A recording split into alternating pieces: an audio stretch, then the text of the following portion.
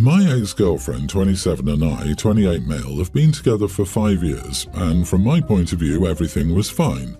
We were in love, living together, and we were the classic all roses and flowers couple because we had almost everything in common, like hobbies, passions, and the same character.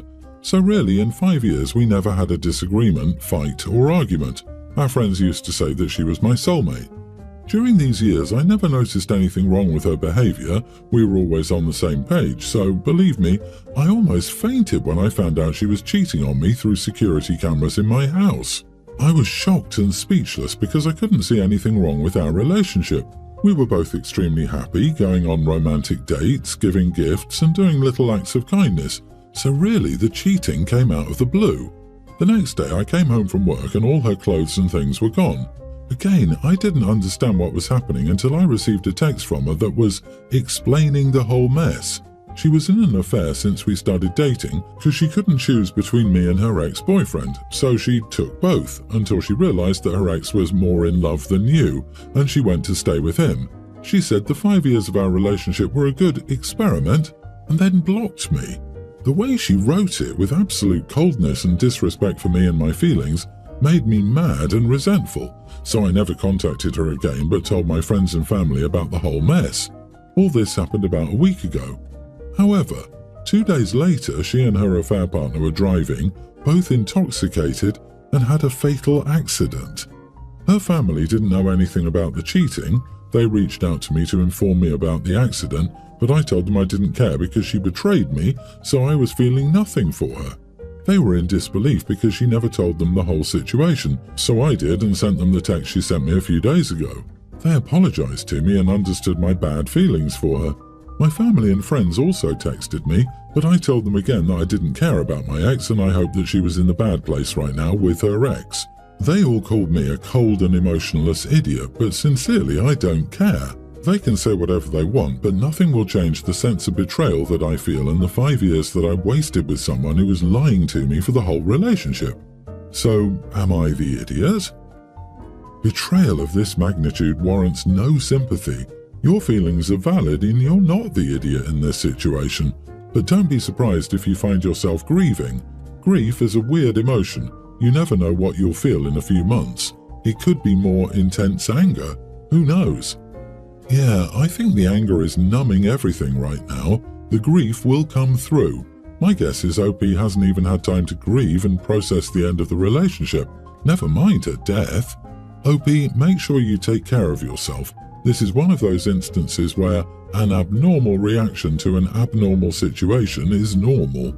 I get why you're angry. She took 5 years of your best moments and crapped on it. There's no right way to respond to an intense, life-altering series of events, especially when they're compressed into such a short time span. Whatever you feel is correct. Don't be surprised if you go through a bit of a roller coaster, but also don't be surprised if you don't. Anyone lecturing you for your response is behaving monstrously. All you need right now is support, no matter what.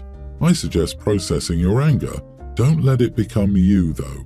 Talk to some professional. Don't let her take your sense of self, too. You deserved better. My husband and I, both 25, are expecting a baby together. I need some help with my family over the name. Background: I don't share the same mom as my siblings. My parents had me and my mom chose my name. It's not your typical name. It's a nature name, which she also had, and isn't one of the common types like Lily or Rose, for example. My parents bickered over my name according to Dad, and Mom chose my first name while Dad chose my middle name. My parents' marriage wasn't great, and by the time my mom died when I was 5, Dad had met my stepmom, Jane. For a while after my dad and Jane moved in together, they asked me if I would like to use my middle name, Claire, instead of my first name, Acacia. I didn't want to use my middle name and Dad was a little upset, but they let it drop. My dad and Jane were more compatible with their naming preferences, and my siblings' names were more expected: Elizabeth, James, Hannah, Michael, etc. My name got comments, and I proudly told people my mom named me. It wasn't easy for Jane to hear, and my family didn't love it. I love my family, but I was always proud of being named by my mom and never cared that I stood out. I never wanted to be more like them or blend in with them better. It was a connection to my mom that made me proud. When I was younger, I used to talk about carrying on with nature-themed and more uncommon names when I had kids. Based on that, my family questioned when we told them I was pregnant if we planned to do just that. We do, but we didn't tell them that. We told them we would discuss names and announce them after our baby was born. My family made suggestions. Jane made suggestions that she thought were darling and would blend in so beautifully with the family. I told them we didn't need the names and asked them to stop suggesting them. Talk of the baby shower and planning on that has brought this more to the focus for my family. They told me they felt we should take their thoughts on board, and my dad said I should consider not letting my baby's name stand out among theirs the way mine did. My siblings wanted me to consider Jane and how she would feel if I copied my mom's style and stayed far away from hers when she'd been raising me for years and hearing me bask in the joy of people knowing my mom named me. I reached the end of my rope and told them all that they don't get a say on my baby's name and that I don't want my child's name to blend in with theirs, that it doesn't matter the way they seem to think, and the way they make it sound is like telling me I have to choose between them and my mom, or more accurately, Jane and my mom. They told me I was callously dismissing their feelings, what this meant to them, and what message I was sending to others. They said I started it years ago by clarifying that I wanted to name my kids like Mom named me. Am I the idiot? Your dad got to name his children. Your stepmom got to name hers. They don't get another bite at the apple because they've aged out of baby making. So not the idiot. Also, them taking your love for your mother as an insult to your stepmother is insane. I know a lot of times that's how stepfamily feels, but your mom still matters, and maintaining a connection to her memory, or not, is entirely up to you and has nothing to do with anything else. I seriously want to know when baby naming became a group activity. Jesus. To be frank, I knew that your family were weirdos and automatically in the wrong in whatever situation they were in the moment you said that they tried to force a 5-year-old to use a different name, like you were a rehomed puppy. Please have way less contact with them. They are not good people. I, 29 female, am a child of divorce. My parents separated when I was 10 years old and have constantly put me in the middle of their relationship. For example, they put the choice of where to live on me at the age of 10. I chose my dad. After my mum moved out, my parents haven't seen or spoken to each other since, to the best of my knowledge. As a teen, they would constantly badmouth one another, and I constantly felt like I had to pick sides. It got to the point when I turned 14 that I didn't have anything to do with my mum. When I turned about 17 years old, I rekindled the relationship with my mum. We had a falling out when I turned 20. We rekindled again when I was 25 or 26. Since then, things between my mum and I have been fine. Dad has always been a stable, reliable parent. Although we have argued like any father and daughter, he's always been there for me. As I started getting older, Dad stopped saying negative things about my mother and encouraged me to have a relationship with her, telling me, "You only have one." Fast forward, my dad now lives a 3-hour plane trip from me. I don't get to see him very often, about once a year if that. I know I need to make more effort.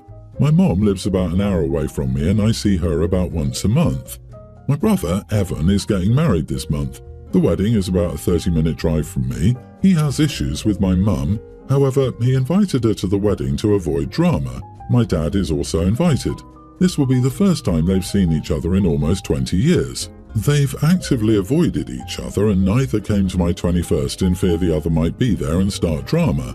When I received the invite, I called my dad and invited him to stay with me. I was excited because I don't get to see him very often. I wanted him to see my new place, meet my dog, and spend time with my boyfriend. My mom just invited her to stay at my place for the wedding. She also invited 2 of her friends to stay and just planned out the weekend. Dad could stay elsewhere, but I don't get to spend much time with him, and I actually invited him to stay with me. Dad isn't a big drinker, neither am I. The rest of my family is. Dad doesn't want to stay in the provided accommodation due to the drinking and likely carrying on that goes with it. Mum cannot stay at the provided accommodation as it's with Dad's family. They all had a falling out after the divorce. I want to ask my mum to find somewhere else to stay so my dad can stay with me. Dad is pressuring me to tell Mum to stay somewhere else. I haven't told my mum yet about Dad wanting to stay or being invited to. I should have when she invited herself over, but I feel like a 10-year-old kid again, too shy and emotional to say anything. My boyfriend has offered to speak to my mum and arrange accommodation for her and her friends. but I feel like I'm almost 30. I should be able to just tell my mum to stay elsewhere. I feel guilty and upset about the thought of doing this. My brother said he would disinvite mum, which would be the end. But he's being dramatic, although trying to look out for me and my feelings. My brother offered to deal with it, but it is his wedding and he should focus on that. Am I the idiot if I tell my mum to find alternate accommodation? You invited your dad. Your mom invited herself. You tell her no. Say, sorry mom, but I don't have room for you and your friends. I've invited someone else to stay here. You'll have to find other accommodations. Stick to that. You must stick up for yourself and your dad. It would be incredibly hurtful to your dad to uninvite him just because you don't want drama. You have to grow a spine and deal with this as an adult. Not the idiot, unless you wimp out. Girl, let your support system support you. Stop resisting boyfriend's offer to help. If OP can't do it, just let him. Mum is being so rude offering OP's home to other people. She needs to hear no loudly and clearly. Honey, you are emotionally and mentally still struggling with the verbally abusive dynamic when you were a child. Let boyfriend take care of this. Go get yourself therapy, and at some point in the future, you may be able to deal with things like this. It's okay that it's not now.